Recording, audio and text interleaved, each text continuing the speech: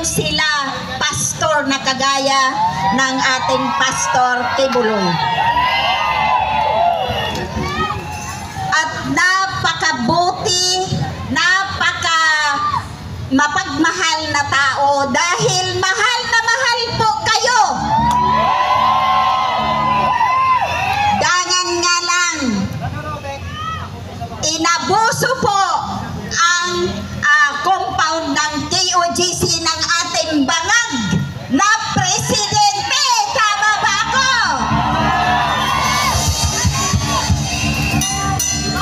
Ako po nga pala si ex-kapitana Milaoy. Former po ako na kapitan sa lugar namin sa Caloocan. Meron po ba taga Caloocan dito?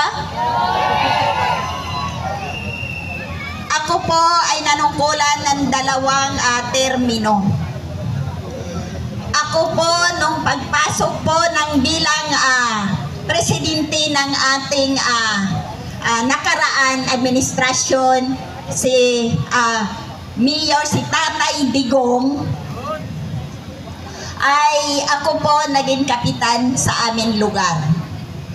Pero dahil nga sa tatak Duterte, hindi ho ako binigyan ng magandang panunungkulan dahil ginugulo po ako ng aking kalaban na tao siya ngayon ng gobyernong bangag.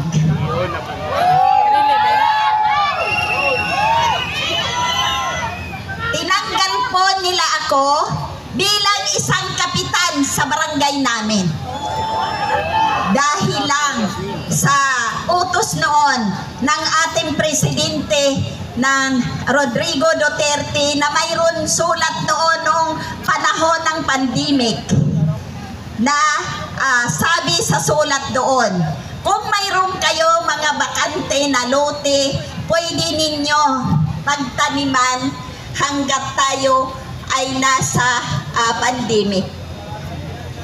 Ang ginawa ko naman dahil meron po sa amin bakanting lote, ay bigla ko pong tinaniman dahil ginagawa lang naman ng basurahan. Nagtulong-tulong kami na mga taga-barangay para maisaayos. Gumanda po ang lugar, saksi po noon ang ating Secretary Dinyo. Si Martin Dinyo po ang nag-cut the ribbon doon sa lugar namin. Pero ano ang ginawa ng nanunungkulan sa amin? Kinasuhan ako dahil malapit na mag-eleksyon. Nagkinasuhan po ako, automatically na tinanggal ako, nasuspindi ako ng preventive suspension. Na hanggang sa ngayon, hindi na nila ako pinabalik sa panunungkulan dahil lang doon. Kaya, maswerte po tayo na mayroon po tayo ngayon, mayroon po tayo Vice President na Sara Duterte dahil ito po ang magtataguyod po sa atin sa magandang kinabukasan ng ating mga apo, mga anak, mga kamag-anak at ating mga pamilya. Kaya nakikiusap po ako doon sa kapwa ko mga kapitan na nabiktima ng ganitong oring panunungkulan ng isang lugar.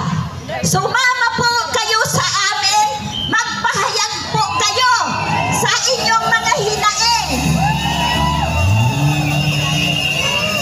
Dahil alam ko po, sa Caloocan napakarami namin na natanggal sa kanilang tungkulin dahil sa politika. Kaya sana po, wag na natin payagan ang ganitong sitwasyon. Wag na natin payagan na kung gusto nila alisin ang isang nanunungkulan ng maayos, ay kailangan tanggalin.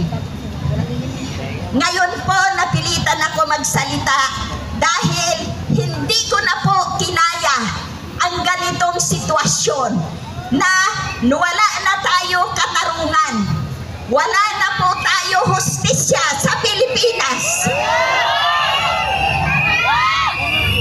Kaya kailangan po magsama-sama tayo, magtulong-tulong tayo na huwag nating payagan ang ganito.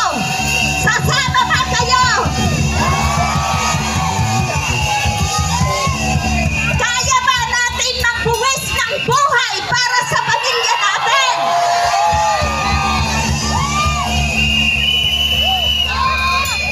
At alam ko na nakahanda kayo sa mga banta na sinasabi na kung tayo ay dumami at magkaisa, tayo daw po ay iisprihan ng lason. Sabi ni Maharlika, huwag tayo matakot dahil nasa katotohanan tayo.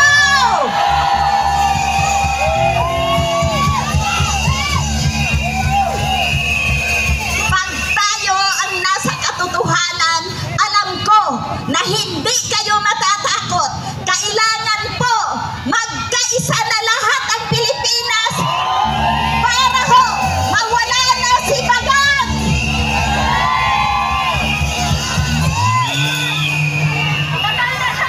Maaating ba natin na ang nanunungkulan sa atin ay talagang baliw at Bagang?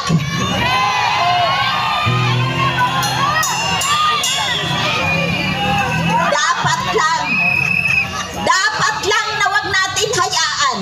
Pangalawang pagkakataon ko umakyat sa entablado noong 1986 sa kanyang ama.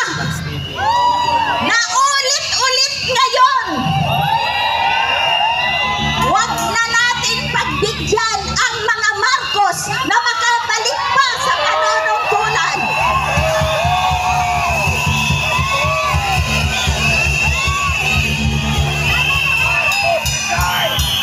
Isama pa natin ang mga nakatabi sa kanya, kagaya po ni Tambaloslos. Wala yan maitutulong.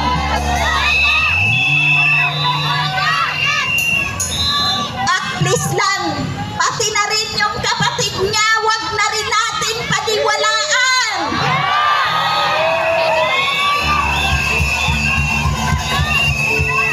Si Abalos, hindi na rin natin dapat paniwalaan.